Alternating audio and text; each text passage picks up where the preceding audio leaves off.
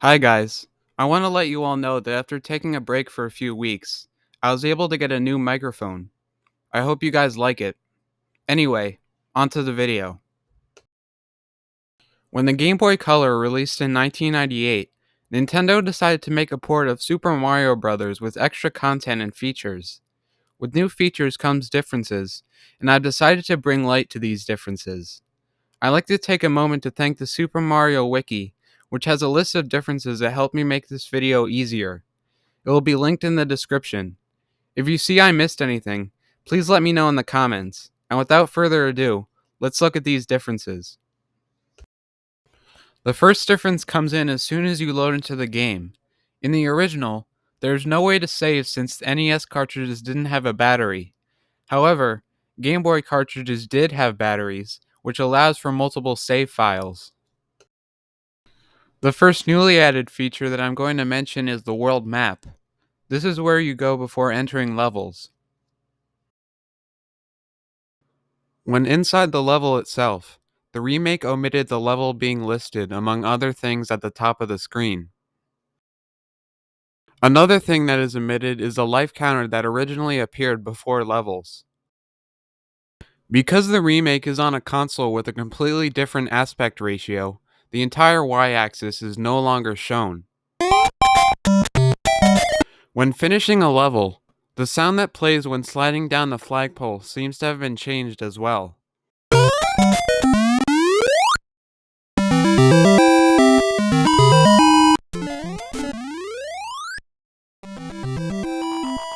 The amount of lives you are given at the start of the game was also changed.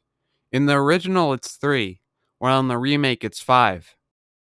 Related to this, it's also possible to start with 10 lives in the remake using the fortune teller mode, which was not in the original.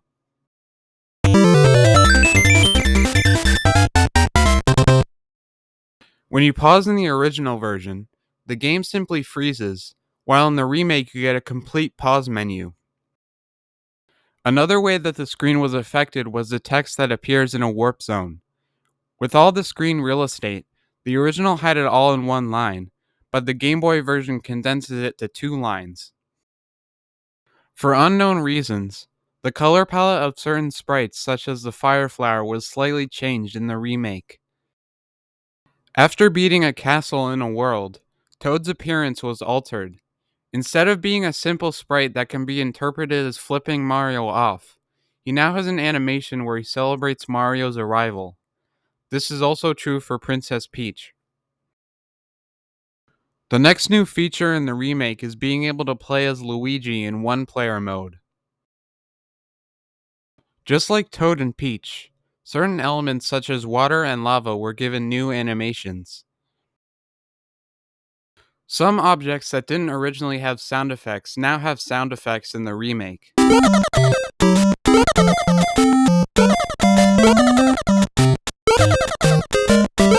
Once you complete the game, the remake has an exclusive drawing of Peach and Mario holding hands.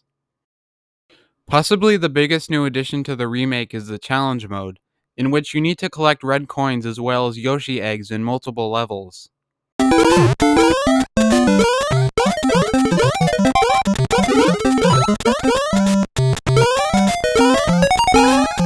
Included as a bonus for beating the game, Super Mario Bros. 2 from Japan is included in the remake, which not only wasn't in the original but also didn't originally release in North America. In the sequel, the poison mushroom was changed to be much more obvious.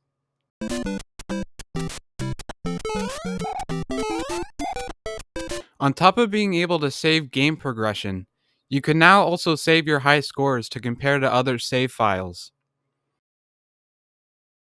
Similar to the challenge mode, there is another unlockable mode titled You vs. Boo, where you face a literal ghost in certain levels.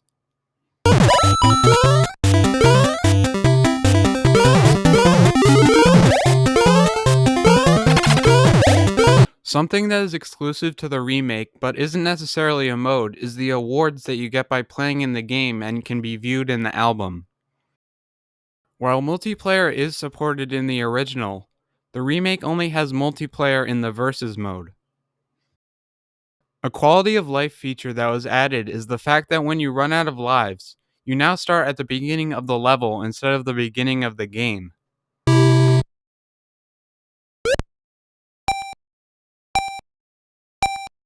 The final exclusive feature of the Game Boy Edition is the Toy Box, which includes a calendar and various minigames.